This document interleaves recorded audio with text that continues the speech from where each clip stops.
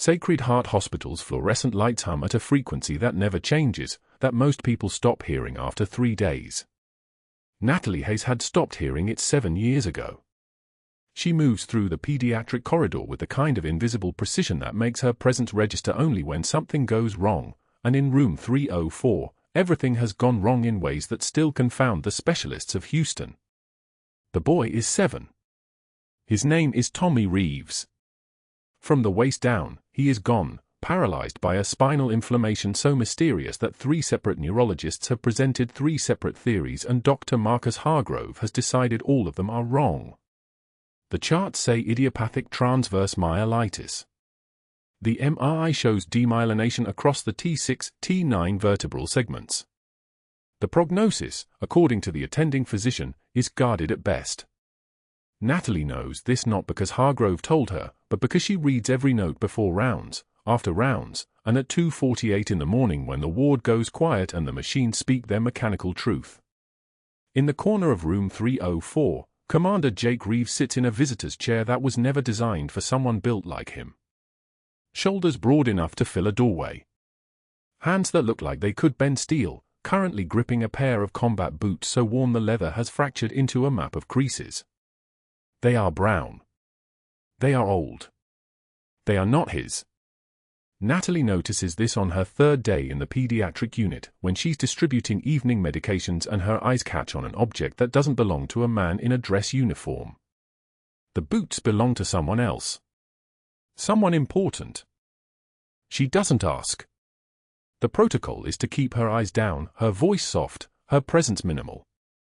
That is what the 3 nurses who trained her communicated through sighs and redirected questions. That is what Dr. Hargrove expects. Natalie Hayes is new to Sacred Heart, and new nurses do not ask about the personal items visitors bring into hospital rooms. New nurses adjust 4 lines, check vital signs, and speak only when spoken to, in sentences that end with apologies. The saline drip is running at 20 milliliters per hour, which is standard for pediatric maintenance, and Natalie's fingers are steady as she adjusts the regulator. She can feel Commander Reeves watching her from the corner, the weight of attention that tells her he's studying the way she works, the way she positions herself at an angle where she doesn't block his view of his son's face. She's learned this. She's learned to be small even when she's moving through space, to fold herself into margin so that other people's grief has room to unfold. Tommy Reeves is unconscious. Or he should be, according to the medical team. According to the twice-daily sedation protocol that Hargrove ordered, midazolam at 0.1 milligrams per kilogram, titrated to keep the child calm and compliant during treatment. But Natalie, who notices things the way a hunter notices wind direction, can see Tommy's right eye tracking movement beneath the eyelid.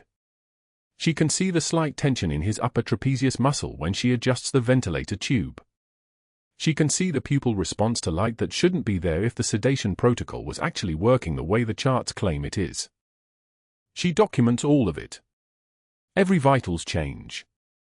Every subtle sign of awareness. Every variance from baseline that most nurses would dismiss as artifact or normal fluctuation. Her handwriting is small and precise, the kind of charting that takes longer than it should because it refuses to be vague. She dates each entry. She times each observation to the minute. She signs her name, N. Hayes, RN, though the staff directory still lists her as Natalie and the residents call her Sweetheart when they need something stat. Dr. Hargrove arrives for morning rounds at 8:43 on a Tuesday, and the ward transforms. The air pressure changes. The residents who had been casual become rigid. The nurses who had been moving at a normal pace suddenly either speed up or make themselves invisible. Hargrove is tall in the way that tall men become when they learn early that height is a form of authority, and his expensive watch, the Rolex Submariner that catches light like it's announcing something, catches light as he gestures for the chart. Natalie hands it over without comment. She's learned the language of deference. The slight bow of the shoulders. The moment of silence before speaking. The way a question becomes a statement when you're trying not to sound like you're asking for anything at all. Hargrove flips through her notes, and his expression doesn't change. His residents cluster behind him like ornamental birds, waiting for signals. One of them, a resident named Chen who had glanced at Tommy's chart for approximately 40 seconds on his first day, clears his throat and launches into a summary that contains several pieces of information Natalie has never documented and at least 3 that contradict what the monitors currently show. The patient remains in refractory paralysis consistent with severe transverse myelitis, Chen says, reading from notes that are not in his own handwriting. Prognosis for meaningful recovery is minimal. Continued aggressive sedation is indicated to prevent patient distress and reduce oxygen demand associated with involuntary movement attempts. Natalie watches Hargrove's face. She watches for the moment when he will look at her notes, which contain 5 separate observations of Tommy's eyes moving beneath closed lids over the past 8 hours. She watches for the moment when he will ask her opinion, though she has learned that this moment never comes. Instead, Hargrove closes the chart with a snap that sounds like a rule being enforced. Increase the midazolam protocol to 0.15 mg per kilogram, he says. And add propofol, 2 mg per kilogram per hour, as a continuous drip. The family needs to accept reality. Extended sedation helps with that process. Chen writes this down. A resident named Morrison nods as if this is profound medical insight rather than a decision that will render the child even more deeply unconscious than he already is. Hargrove's eyes pass over Natalie once, briefly, the way eyes pass over furniture. She feels the weight of that dismissal like a pressure change in the room. What Hargrove doesn't know, what none of them know, is that Natalie has already noticed the irregularities in his billing. She's noticed because she actually reads the medication logs, and the medications listed don't match the medications on the charts, and the treatments billed to Sacred Heart don't correspond to treatments administered to this child or any child on this ward. She's noticed because her hands have held the records of people who have been hurt by carelessness before, and she cannot look away from evidence of harm the way most people can. She's noticed a pattern.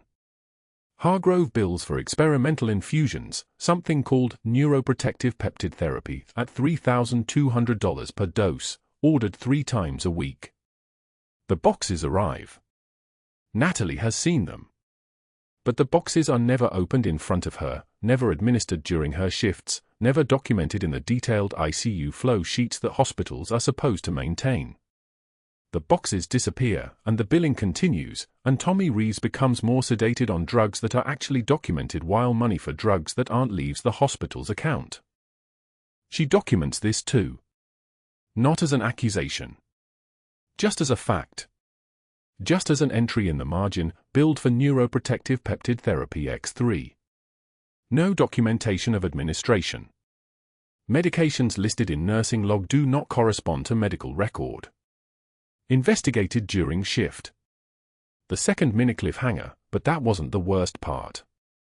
Commander Reeves is still holding the boots when Hargrove finishes rounds and leaves the room trailing his residents. He doesn't acknowledge them. He doesn't acknowledge Natalie either. He just sits, the way soldiers sit, not relaxed, but conserving energy, maintaining position. After a moment, he speaks. His voice is rough, weathered, the voice of someone who has spent years giving commands that people died for not following. She wore those, he says, gesturing to the boots with his chin. 12 years. 3 tours. She made me promise that if anything happened to her, those boots would go to the person who saved our family. I always thought she meant a doctor. Some specialist who'd figure out what was wrong with Tommy. He looks at Natalie directly then. His eyes are pale grey, and they contain the weight of seeing things that people should never see. But I think she meant someone else. I think she meant someone who actually sees him. Who sees what he's capable of. Natalie's jaw tightens. She feels it happen, the small rebellion of muscle against protocol, and she forces it to relax. She cannot afford to show that she understands what he's saying, because understanding would require explanation. An explanation would require her to tell him something she spent the last 7 years becoming someone else to escape. I'm just doing my job, she says quietly. That's all any of us are doing. But that's not true. She's doing more than her job. She's documenting discrepancies that don't belong in a child's medical record. She's noticing signs of awareness that suggest the sedation protocol is aggressive beyond medical necessity. She's watching Dr. Hargrove with the kind of attention that makes her dangerous to people who benefit from carelessness and chaos. She's not just a nurse. She's never been just a nurse. But the boots in Commander Reeves' hands, worn to the shape of a woman's feet, tell her that somewhere, someone already knew that. Someone had already seen through the disguise of soft voice and downturned eyes and guessed at the thing beneath. Natalie finishes her rounds. She documents Tommy's increasing awareness. She notes the time that Hargrove ordered the sedation increase, 8:16 a.m., and the time she would implement it, never, because there are other ways to practice medicine besides following orders that don't make sense. She moves like water around Hargrove when he passes by her station, and she waits for the moment when everything she has documented will matter. The fluorescent lights continue their endless hum. Rain begins outside the window, hammering the Houston afternoon like a warning. Tommy Reeves sleeps, deeper now, pushed down by drugs that nobody is certain will ever let him surface again. And Natalie Hayes sits at the nurse's station, surrounded by papers that contain the truth, waiting for someone to ask her what she's found. Dr. Hargrove doesn't announce his arrival at the nurse's station. He simply appears, his white coat moving like a blade through water, and Natalie knows without looking up that something has shifted.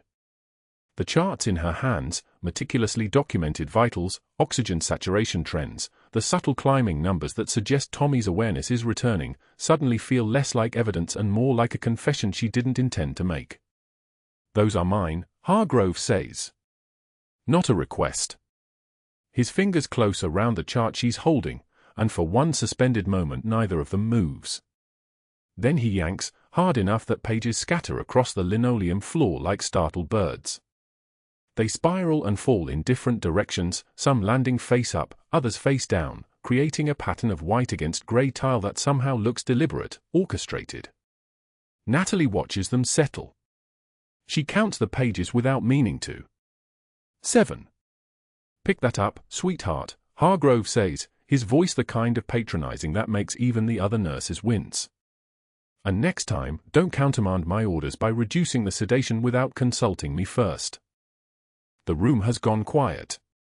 Natalie can hear the fluorescent lights humming their high electronic note, the distant beep of a monitor from another room, the sound of her own breathing, steady, measured, the kind of breathing she learned in a sand-colored country a lifetime ago when mistakes got people killed. She bends without hurrying, her movements deliberate and unhurried, gathering each page with the same methodical precision she'd used to gather spent shell casings. Her hands don't shake. Her jaw doesn't clench visibly, though she can feel the muscle working beneath her skin like something separate from her body, something with its own agenda. When she straightens, the papers organized and rest-tacked, she looks directly at Hargrove. One tear escapes before she wipes it away, the kind of tear that looks like a crack in her composure but is actually just the physical expression of restraint so complete it borders on violence. Her voice, when she speaks, is like still water. "I reduced it because he was showing signs of awareness, doctor. He was tracking movement at 0600, responding to tactile stimulation at 0730, demonstrating purposeful grimacing during the suctioning procedure.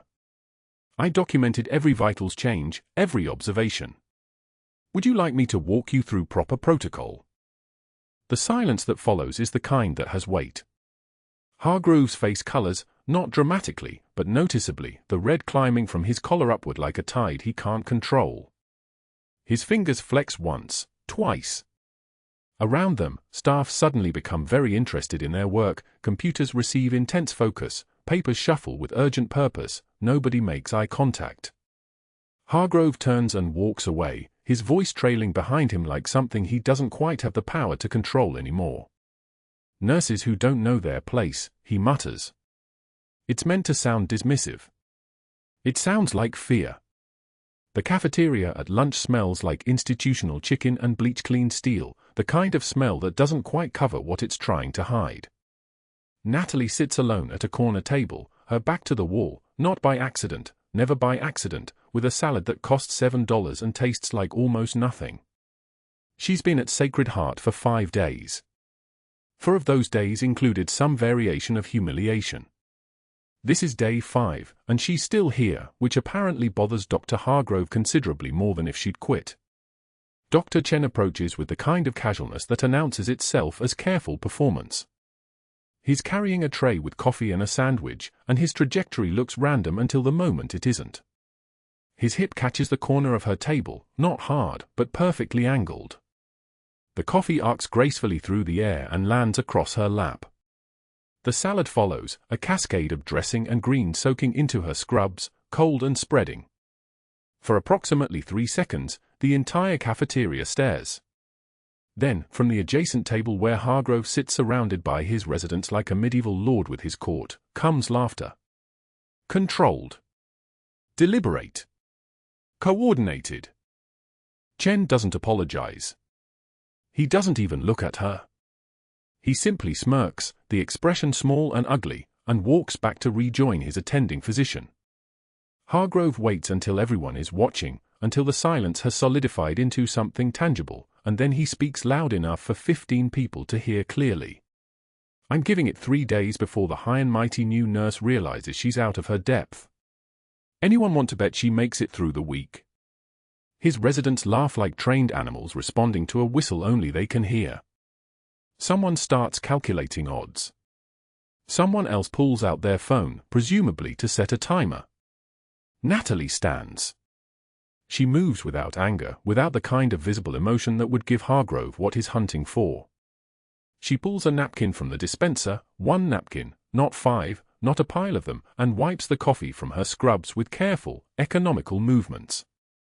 The dressing has stained, the salad has left dark wet marks on the white fabric, and she'll need to change before her next 12-hour shift in 45 minutes.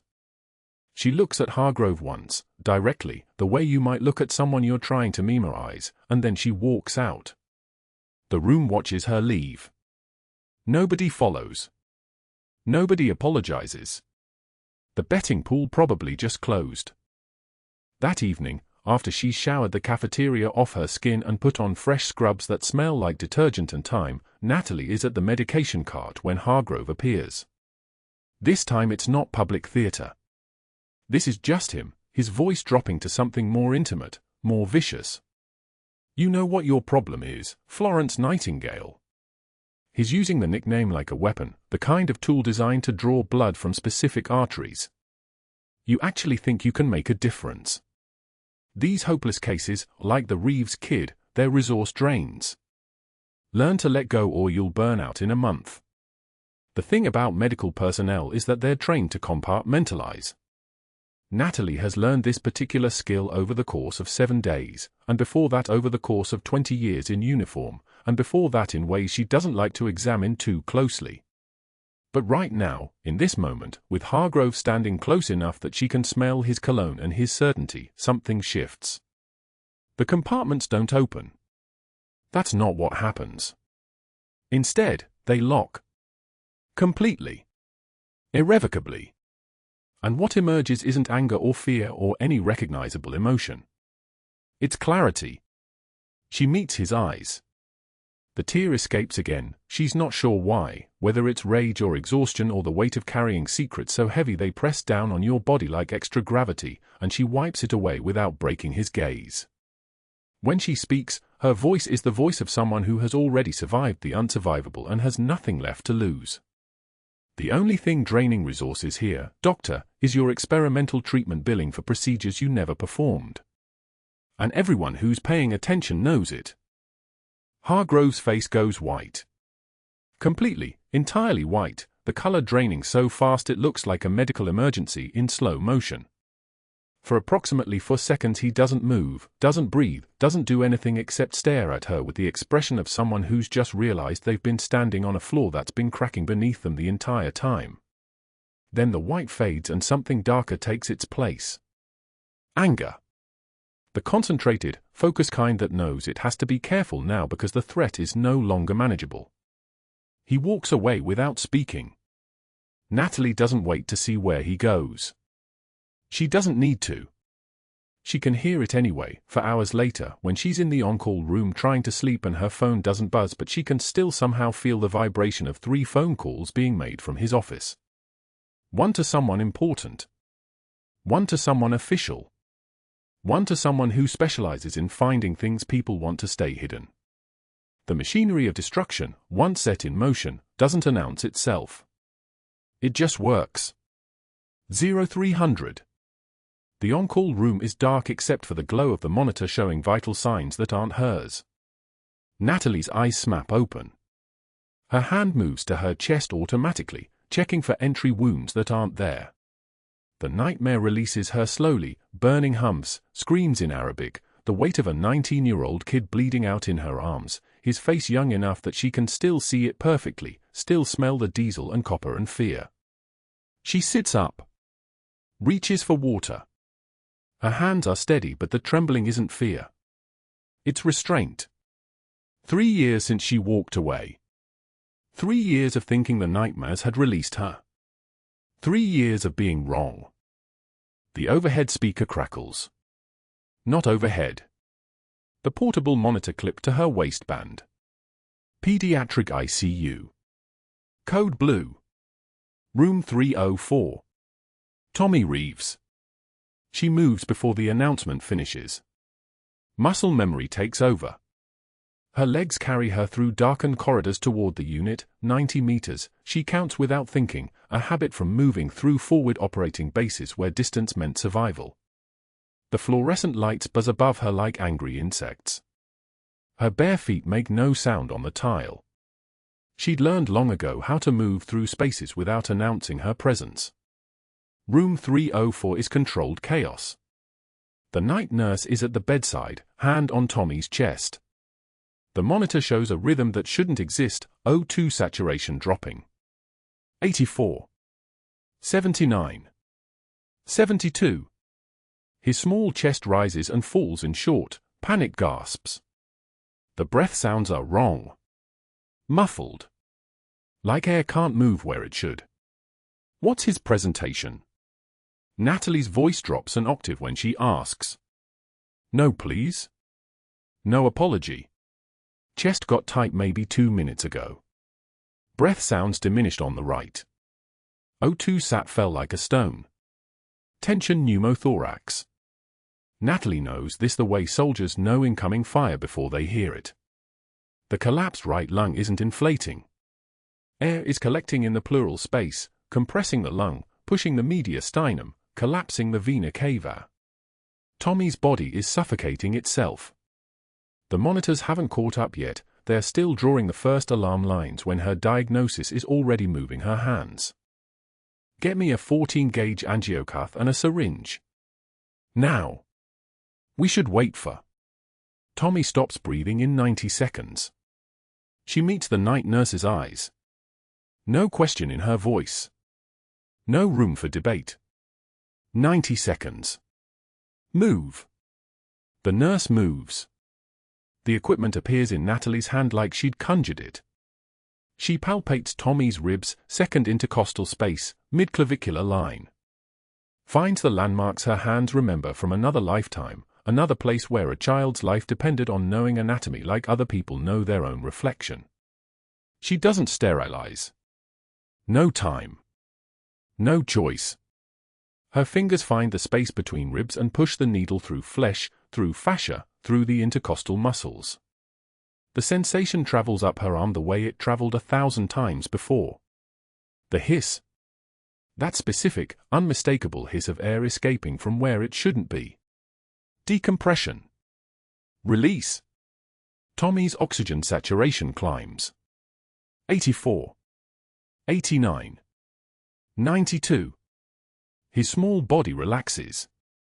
The gasping stops. His chest rises with actual breath instead of panic. Sinus rhythm. The monitors confirm what her hands already know. The door opens. Dr. Hargrove stands in the threshold in scrubs he pulled on 2 minutes ago. His eyes track from the empty equipment wrapper to the needle in Natalie's hand to Tommy's rising oxygen saturation to her face. His jaw hardens the way granite hardens, completely, irreversibly. Step away from that patient. His voice sounds like a tank idling in an empty garage. Natalie's hand doesn't move. Tommy's O2 is climbing steadily. 94. The crisis has passed. She secured the needle with tape, practiced, efficient, military precise. O2 SAT was 68. Tension pneumothorax. Needle decompression at the second intercostal space, midclavicular line. She keeps her voice level. Clinical. Absolutely void of anything that might resemble apology. He's stabilizing. Saturation now 96. Heart rate coming down. Breath sounds returning to the right side. Hargrove steps fully into the room. His presence makes the air pressure change. You performed an unauthorized procedure on a pediatric patient without physician authorization. Without standing orders. Without any medical training that would justify. I have trauma medicine training from the military. Natalie's hands move to document vitals, inserting the timeline into Tommy's chart with surgical precision. Timestamp. Procedure. Outcome. Each entry an irrefutable fact. Needle decompression is a non-physician procedure in combat environments. The procedure has a 90% survival rate for tension pneumothorax when performed within 5 minutes of symptom onset. Hargrove's jaw clenches. The trembling isn't fear. It's restraint. He's restrained, this time, because there are witnesses now. The night nurse is staring at Natalie like she's witnessing resurrection. Tommy's monitor is singing the rhythm of life. And Dr. Hargrove is holding the evidence that a floor nurse, a person he's been systematically dismantling, just performed an emergency procedure that saved his patient's life and made him look like a man who would have stood here debating protocols while a child died. You're going to come to my office in 10 minutes. His voice is still level, still controlled, but something in it has changed. The confidence has sharpened into something with teeth. And we're going to discuss exactly what your credentials claim versus what you apparently know how to do. He leaves. Doesn't wait for acknowledgement. Doesn't need to. The threat is already moving, he doesn't announce it any more than incoming fire announces itself. Natalie continues documenting. Her hands don't shake. Her voice doesn't waver when she gives the night nurse instructions for monitoring. But something has shifted in the room. Tommy is alive because of her. And that's exactly the problem. The next 48 hours move with the precision of a military operation she doesn't control. An investigator from the hospital board arrives at 0600 with a personnel file the size of a brick. Asks questions about her nursing degree from a school in California that's no longer accredited. Points out the gap in her employment history between 2014 and 2024, 10 years of nothing. No references from previous employers. No professional history that explains how she knew exactly what to do when a child's lungs collapsed. Natalie answers every question with the same composure. I was raising my family. Not a lie. I worked independently for several years. Technically accurate. Her hands remain folded on the table. She doesn't blink when the investigator suggests that perhaps she misrepresented her credentials during the hiring process. By afternoon, Hargrove has filed a formal complaint with the Texas Board of Nursing. Practicing beyond her scope. Falsified credentials. Endangering a pediatric patient by performing invasive procedures without authorization. The complaint is a work of fiction written by someone who understands institutional procedure the way other people understand breathing. The board will have to investigate. There will have to be a hearing. By the time they clear her, if they clear her, the damage will be done. Meanwhile, Hargrove assigns Dr. Marcus Chen, his most aggressive resident, to shadow Natalie. Follow her. Document every decision. Question every medication. Hargrove frames it as quality oversight. Chen executes it like counterintelligence. By the second day, his raised objections to her patient positioning, her charting notation, her choice of saline concentration. Nothing sticks. Nothing is wrong. But the impression accumulates like sediment. Natalie continues caring for Tommy. And Tommy is remarkable. The needle decompression didn't just save his life, something about it seems to have unlocked his nervous system. His toes show movement where there was none before. His eyes track motion consistently. His EEG shows increased activity in the motor cortex. Commander Reeves notices every change, sits in the corner with his daughter's combat boots in his lap, watching Natalie move through her shift like she's the only person in the room who understands what's happening. "You write like someone who's filed after-action reports," he says on the third day, watching her chart at the bedside. Her documentation is military precise. Timestamps that don't vary by seconds. Notation of every intervention, every vital change, every moment of observation. The kind of charting that would make a service member nod in recognition. Natalie's hands still for exactly 1 beat. "Just thorough documentation, Commander." But he keeps watching her anyway. The way she positions herself with her back to walls. The way her eyes track everyone entering the room. The unconscious readiness in her posture, the muscle memory that exists under her skin like a second skeleton. He's stood next to Navy SEALs for 23 years. He knows how they move. What he doesn't know is that Hargrove has already reviewed her charts. That he's noticed the pattern discrepancies in his own treatment protocols, the medication orders for experimental drugs that supposedly were administered but show no corresponding vitals changes. The timestamps on the billing records that don't match the nursing notes. The perfectly detailed documentation that reveals he's been billing Sacred Heart for treatments Tommy never received, pocketing kickbacks from a pharmaceutical supplier, running a fraud that would collapse under audit. Natalie's charts are a forensic trail. Accidental audit trail, but trail nonetheless. And that trail leads directly to his conviction. "We need her out today," Hargrove tells the board chairman during a phone call at 0800 on the 4th day. His voice is calm. The voice of a man who still has control. Who still has moves to make. Who still believes the machinery of institutional power will protect him. By noon, Natalie is called to the administrative office on the 5th floor. Security is waiting at the door. Not hostile. Just present. Professional. The badge gets deactivated before she can even sit down. Precautionary measure, they say. While the investigation proceeds. Her locker gets emptied by hospital personnel, her few personal items, her scrubs, her shoes. 22 years of work reduced to a cardboard box and an escort from the building. She doesn't argue. Doesn't ask questions. Doesn't break composure. Just walks through the lobby of Sacred Heart Hospital with security on either side, passing the same nurses' station where Hargrove scattered her chart pages, passing the same cafeteria where they made bets about how long she'd last. She lasted 4 days.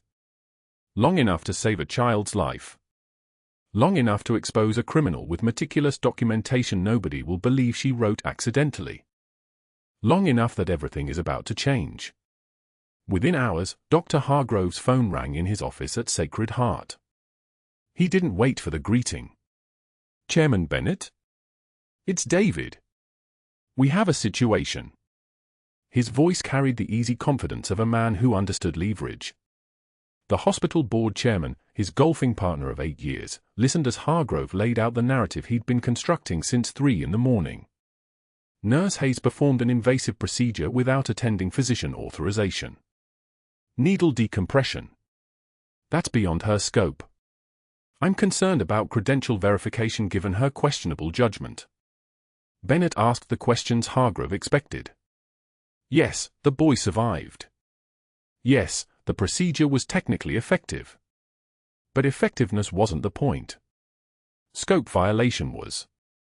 By the time the call ended, Bennett had promised to look into it personally and assured Hargrove that Sacred Heart's legal department would be notified by end of day. Hargrove's second call went to the Texas Board of Nursing at 9:33 a.m. He spoke to a compliance officer who took notes as he described significant concerns about credential authenticity and evidence suggesting falsified documentation in her personnel file. He didn't mention that he'd personally reviewed her file an hour earlier and found nothing. He mentioned instead a vague colleague who expressed doubt and suggested the board verify her educational background through official channels. The tone was helpful. Concerned. The kind of call a responsible physician makes when he's noticed something troubling. By lunchtime, the Texas board had opened a preliminary inquiry under case number 2847X. But that wasn't the worst part. By 1 p.m., Hargrove had hired an outside investigator, a man named Kellerman who specialized in healthcare compliance audits and had a reputation for finding problems whether they existed or not. Kellerman arrived at Sacred Heart by mid-afternoon with a leather portfolio and a mandate to audit every patient file Natalie Hayes had touched in her 6 weeks of employment. He requested access to charts going back to day 1. He photographed pages. He ran timestamps on digital entries. He looked for discrepancies in medication logging, vital sign recording, anything that might suggest either incompetence or documentation fraud. Hargrove watched from a distance, satisfied. The net was tightening. Kellerman would find something. People always made mistakes, and mistakes were ammunition. The momentum was building now, the kind of institutional machinery that once set in motion becomes nearly impossible to stop. Hargrove had activated every lever he possessed. Board chairman. State regulator. Private investigator. The narrative was simple: Natalie Hayes had overstepped, performed beyond her license, possibly falsified credentials. Whether any of it was true hardly mattered. Perception was the weapon. Doubt was the ammunition. By the time the hospital administration actually reviewed the evidence, the damage would already be embedded in the official record. Security found Natalie in the supply closet at 4:15 p.m. Not crying, she'd stopped that years ago, but standing motionless in the dark, one hand pressed against the wall where the fluorescent lights hummed their endless mechanical song. The guard was apologetic. Hospital administrator's office. Now. She didn't ask questions. She already knew. The fluorescent brightness of the hallway felt aggressive as she walked beside the security officer, aware of every eye tracking her movement, aware of the whispers beginning at the nurse's station. Just a nurse, they'd said. Just a girl playing dress-up in scrubs. Just another temporary casualty of a system that chewed people up and discarded them. The administrator, a man named Winters with the hollow expression of someone reading prepared statements all day, sat behind his desk with Hargrove standing to his right like a second shadow. Winters cleared his throat. "Ms. Hayes, this is difficult, but we've become aware of serious concerns regarding your credentials and scope of practice. Effective immediately, your employment is terminated. You'll surrender your badge and clear your locker within the hour." He slid a folder across the desk. Inside was the compliance report, Kellerman's audit flagged with yellow highlights on pages Natalie had never seen, and a formal letter citing credential irregularities, scope of practice violations, and pending investigation by the Texas Board of Nursing. The language was technical. Professional. Devastating. Hargrove didn't speak. He simply stood there with his arms folded, satisfaction barely concealed behind the mask of professional concern. This was how power worked. Not through anger or raised voices, but through the quiet activation of systems, the weaponization of policy, the transformation of one moment of heroism into grounds for dismissal. He watched Natalie's face, waiting for tears, for anger, for the breakdown that would confirm he'd been right all along. That she was too unstable, too reckless, too dangerous to be trusted with patients. What he saw instead was stillness. Absolute, measured stillness. A single tear escaped before she wiped it without breaking eye contact, then she simply nodded. "I understand." Her voice was flat. Not defeated, just absent of everything except acknowledgement of the facts. She'd heard worse in Tikrit. She'd lost more than a job. This was just the cost of staying broken, of thinking for even a moment that she could help someone else when she couldn't even help herself. "You'll need to collect your personal items and exit through the employee entrance," Winters continued, uncomfortable now at the lack of reaction. "Security will escort you." "That's fine," Natalie said. The door opened. Commander Jake Reeves stood in the threshold, still in his Navy working uniform, jaw clenched. A nurse must have called him, probably Martinez, who'd always been kind. "What the hell is happening here?" His voice had that Navy edge, the kind of command presence that made junior officers snap to attention without thinking. Hargrove's satisfaction flickered. He hadn't anticipated this complication. "Hospital policy matter, Commander," Hargrove said smoothly. Nurse Hayes' employment has been terminated. Reeves stepped fully into the room. His eyes locked on Natalie with an intensity that made the air pressure change. What aren't you telling me? I've seen the way you move, the way you think. You're not just a nurse. It wasn't a question. It was recognition.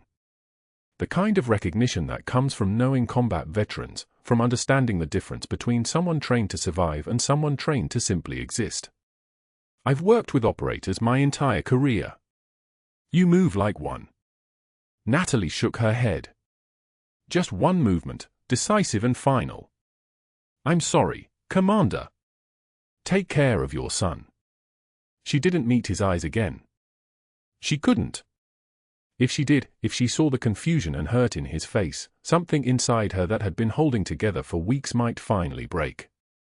She'd already failed him once, pulled him from a burning Humvee when he was 19 years old and burning with the kind of righteous belief that the world was fixable. She wouldn't do that again. Wouldn't give him false hope that she was capable of saving anyone, much less his child. The escort from the building felt like a perp walk. 2 security guards, one on each side, professional and impersonal, walked her through the corridor past the nurse's station where Martinez looked away out of embarrassment or solidarity, past the pediatric ward where she could hear Tommy's mother reading to him, past the lobby where a few patients recognized her and the significance of the cardboard box filled with her locker's contents. Rubber gloves snapped like gunshots in the silence of her passing. She felt the weight of stairs like physical pressure. The rumors would start within minutes. Credential fraud. Scope violation. Probably incompetence. By tomorrow, the story would be that she'd been a risk all along, that her careful documentation and persistent questioning of Hargrove's protocols had been arrogance rather than diligence. The rain started before she made it to the parking lot, not a spring shower but a hammering downpour that felt like the sky was punishing the earth for daring to exist. She sat in her car for a long time, hands on the steering wheel, the cardboard box beside her on the passenger seat. Inside was a framed photo of her and Mike on their wedding day, his dress whites pristine, her bouquet made of baby's breath and roses. Inside was the watch her mother had given her before the first deployment. Inside was everything that marked her as belonging to someone, to somewhere, to a life that had been real before it stopped being survivable. She drove to Houston National Cemetery because that was where Mike lived now, had lived for 4 years in the ground beneath a marble stone that listed his name and dates and nothing of the actual person, the terrible, beautiful jokes he made, the way he hummed while cooking, the nightmares that started after the 3rd tour and never really stopped. The rain intensified as she knelt in the mud, water soaking through her scrubs, her hands pressed against the cold stone like she was trying to push through it into whatever came after. I tried to save one more, Mike, she whispered. A SEAL's kid, just like you would have wanted me to. And I failed him just like I failed you. Her voice cracked like metal under stress. I couldn't save you when the nightmares got too bad. When you couldn't come back from the darkness, no matter how many times I held you. And now I can't save this boy because I'm too broken to fight anymore. I thought leaving would fix it. Thought becoming someone else would make the ghosts go away. She stayed there as the rain pounded, soaked and shaking, feeling the weight of every choice that had led to this moment, every assignment she'd turned down, every person who'd tried to reach her, every moment she'd chosen invisibility over help. The sound came first, the distinctive hydraulic wheeze of medical transport van doors opening, then the unique pitch of a wheelchair being deployed from the lift system. Headlights cut through the rain, one set, then another. Black SUVs. The kind of vehicles that didn't appear at cemeteries unless something official was happening. Natalie didn't move. Didn't even turn around. Whatever was about to happen, it couldn't be worse than the truth of Mike's grave. Rain hammered the cemetery like applause, each drop hitting the headstone with precision, and Natalie knelt in mud that soaked through her scrubs without flinching. The stone read, Lieutenant Sarah Elizabeth Reeves, Navy SEAL, 1989 to 2019. Beloved wife, unstoppable force. Below the inscription, someone had left fresh flowers, yellow roses, the kind Sarah always wanted but said were impractical for a combat life. Natalie's hands trembled as she touched the carved letters, not from cold, but from the weight of a promise she'd broken 20 years ago. I tried to save one more, she whispered to the rain. And I failed him just like I failed you. The words dissolved into the noise of the storm, and Natalie sat in the mud for 2 hours, watching the sky darken from grey to black, her breathing steady but her chest tight as a fist clenched around her ribs. She didn't notice the vehicles arriving at the cemetery perimeter, an unmarked sedan, a second darker sedan, and a third that waited with its engine running. The next morning, sunlight cut through Sacred Heart's main lobby like a surgeon's blade, and Dr. Marcus Hargrove was preparing his exit strategy when Commander Jake Reeves pushed through the glass doors with a man in a wheelchair beside him. The wheelchair-bound figure was grey-haired, deeply weathered, with eyes that held the color of old storms. Behind them walked a woman in civilian clothes carrying a manila folder. Security moved toward them, but Reeves held up his hand, a gesture of command that made even hospital brass hesitate. They stopped at the information desk, and the man in the wheelchair stared directly at Natalie as she emerged from the pediatric corridor, still wearing her scrubs from the night shift despite the termination notice crumpled in her car. The moment their eyes met, something shifted in the hospital's air pressure. The Iraqi translator's voice emerged in accented English, steady and reverential, Al-Malak al-Abayad. The White Angel of Tikrit. The nurses at Station 5 froze.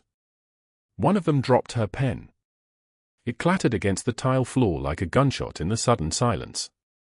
Reeves opened the manila folder with the precision of someone handling classified documents, and the woman in civilian clothes, FBI, though nobody said it yet, handed him a printed statement. "This is Hakim al-Rashid," Reeves said, his voice carrying the weight of command. Coalition translator, attached to Charlie Platoon, 3rd Battalion, 5th Marines. Dark Horse Battalion. Fallujah, Jolan District, 2004. Hakim's hands trembled slightly as he gripped the wheelchair's armrests. His statement detailed a 12-hour siege at Forward Operating Base Shank, a young Navy medic who held the perimeter alone while the platoon commander was pinned in a collapsed building. 11 hours. 14 lives saved. One local child caught in crossfire, a girl no older than Tommy Reeves, brought back from clinical death by a medic whose hands moved like muscle memory had nothing to do with mercy, it had to do with training that transcended everything. "You pulled me from the Humvee," Reeves said quietly, his voice cracking at the edges. Fallujah, Route Amal. IED. September 17, 2004, 06 for 3 hours. I was 19 years old. You carried me half a mile under fire. The lobby had gone absolutely silent. Even the heart monitors seemed to hold their breath. The lobby doors opened again, and this time it was the uniform that made everyone stop breathing. A 3-star admiral in dress whites walked in like he owned the building. His face bore the kind of weathering that only comes from commanding men in impossible situations. Behind him was a second uniformed officer, rank insignia of a senior enlisted advisor, the kind of person who knows where every body is buried and why. The admiral approached Natalie directly, and when he spoke, his voice carried the resonance of someone accustomed to changing the course of nations. "Senior Chief Petty Officer Natalie Hayes," he said, reading from a leather-bound folder. "Bronze Star with Valor, April 2003, Anbar Province." He paused, letting that sink in. The second Bronze Star came next, a separate pause, a separate moment of wait. Purple Heart, sustained September 2004 during Operation Phantom Fury. Another pause. And the Navy Cross, Navy Combat Action Medal, awarded for actions that remained classified until this morning. You held Forward Operating Base Shank for 11 hours under sustained enemy fire. You performed emergency field medicine on 14 personnel. You carried a child, a civilian child with no uniform, no weapon, no tactical advantage, to a medevac helicopter while under direct fire. The Navy doesn't give away Navy Crosses. You earned it the hardest way possible. The hospital had transformed into something that belonged to a different world. Nobody moved. Nobody even seemed to breathe. Natalie's face showed nothing, not surprise, not pride, not the tremor of recognition that should have accompanied the destruction of her cover. The Admiral's aide stepped forward with a black box. Inside it lay a small pin made from aircraft wreckage and shrapnel, a Navy Cross ribbon pin, the kind worn by those who'd transcended the boundary between life and death and chosen to cross it again for someone else. The woman in civilian clothes, Special Agent Diana Moss, FBI, stepped forward with a thick sheaf of printed documents. She walked directly to where Dr. Hargrove was attempting to move toward the administrative corridor. "Dr. Marcus Hargrove," she said, her voice cutting through the silence like a scalpel. "I need you to come with me." Hargrove's face went pale, then flushed red, the color of infection, the color of failure. "What is this?" he demanded, his voice cracking. "You're under arrest for healthcare fraud, conspiracy to commit wire fraud, conspiracy to commit mail fraud, and obstruction of justice." Moss showed him the printed evidence, audit reports with forged dates, timestamps altered in the hospital system, billing codes for experimental treatments that never happened, payments routed through shell companies to offshore accounts. The charges listed out like a medical procedure, the fraud was meticulously documented, the conspiracy was mapped like an anatomical diagram, the obstruction was traced through 3 separate phone calls to the hospital board chairman and 2 calls to the Texas Board of Nursing. FBI agents appeared as if from the walls themselves, 2 of them flanking Hargrove as they read him his rights in flat, professional voices that held no emotion whatsoever. Hargrove's expensive suit suddenly looked like a costume, something borrowed from another man's life. His protest collapsed into silence. The lobby watched as they placed handcuffs on him, not roughly, not theatrically, just with the bureaucratic precision of a system that had finally caught up with the crime. The board chairman stood frozen at the elevator, his attorney already on the phone with a criminal defense firm. News crews who'd somehow gotten the tip were already setting up cameras outside, their satellite trucks arriving like vultures circling wounded prey. As Hargrove was led out, his face aged decades in the span of a minute. The confidence that had made him untouchable, the confidence of a man who thought his network was stronger than the law, evaporated like sweat in an operating room after the last patient leaves. The door slid open, and the afternoon light hit his pale skin as cameras flashed, and Hargrove disappeared into the machinery of the federal system. That was when the real consequence began. 18 months later, on a Tuesday afternoon when the sky was the color of old bone, Natalie drove past a strip mall on the outskirts of Houston where the rent was cheap and the windows weren't cleaned often. Through the glass of what used to be a tax preparation office, she saw him. Dr. Marcus Hargrove sat at a folding table with a banner made of cheap material that read, "Supplemental insurance policies, call today." His shoulders were hunched. His suit was off the rack, the kind you buy at department stores, not the tailored Italian cloth he'd worn in the hospital. His face was aged not by years but by something worse, by the understanding that the armor had dissolved. A woman walked past his table without stopping. Then a man. Then a teenager who laughed. Hargrove checked his phone, and even from outside the window, Natalie could see there were no calls, no messages, no appointments scheduled. He was invisible now. The man who'd been a god in surgical scrubs was now a ghost in a cheap suit, hawking insurance policies to people who'd learned to look through him rather than at him. She didn't stay long. She drove past, watching him in the mirror until he disappeared. Back at Sacred Heart Hospital, room 304 had been transformed by 18 months of healing that medicine alone couldn't explain. Tommy Reeves stood in leg braces and a walker, his father's hands hovering nearby but not touching. Jake had learned that his son needed to do this himself, needed to claim the victory that everyone said was impossible. Natalie designed the aggressive treatment protocol that the specialists had refused to attempt, a combination of intensive physical therapy, spinal cord stimulation, and a neuroplasticity program that required Tommy to work harder than any 7-year-old should have to work. But Tommy worked. The boy who should have spent his life in a wheelchair stood and took 1 step, then another, then 3 more before his legs buckled and Jake caught him.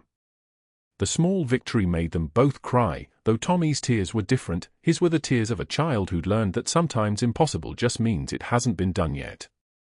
Natalie watched from the doorway, no longer invisible, her nursing license fully restored with a formal apology from the Texas Board of Nursing and a letter from the hospital administration that read like a confession of failure on their part. She wore a small pin on her collar now, the Navy Cross ribbon made from aircraft wreckage and shrapnel, the kind of insignia that changed how people saw you the moment they registered what it meant. The Iraqi translator sat in the pediatric lounge in his wheelchair, now a regular volunteer at the hospital, working with children who faced their own impossible recoveries. Hakim watched Natalie and spoke quietly in his accented English. "You saved me twice. Once in Tikrit, and again when you showed that a person with nothing to gain can still fight for what's right." Commander Reeves approached with Tommy in his arms, the boy exhausted and triumphant, his small body carrying the weight of a month's work in those tentative steps. "The doctors said he'd never walk," Reeves said. "Every specialist gave up. Every one of them." He looked at Natalie with the eyes of a man who'd learned to recognize warriors in places he didn't expect to find them. "You didn't." He extended the worn combat boots, the ones that had belonged to Sarah Reeves, the Navy SEAL who hadn't made it home. The boots were mounted now on a plaque in the pediatric ward with an inscription, "In memory of Lieutenant Sarah Elizabeth Reeves, Navy SEAL, and all those who serve, and those who heal." Natalie's hand touched the leather, old and familiar, and she turned to face the gathering: Tommy, Jake, Hakim, the nurses who doubted her, the residents who'd bet against her, the staff who'd watched her disappear and then watched her return as something more than human. "You do not need a badge or a gun to be a warrior," she said, and the words carried the weight of 20 years of silence finally broken. "You need only the courage to stand when everyone else walks away." Tommy reached out and hugged her, his small arms tight around her neck, and over his shoulder, Natalie saw her reflection in the hospital window, no longer hunched, no longer hiding, standing straight for the first time in 2 decades. Outside, the Houston sun broke through clouds for the first time that week. Inside, a child walked who wasn't supposed to, saved by a nurse who refused to quit, healed by an angel who finally found her way home. If this story moved you, if you've ever been underestimated by someone who didn't know your true value, subscribe to the Code Whisperers and hit that notification bell. Watch for stories about quiet warriors, hidden heroes, and the moments that change everything. Comment below, have you ever judged someone only to find out you were dead wrong? Share your story.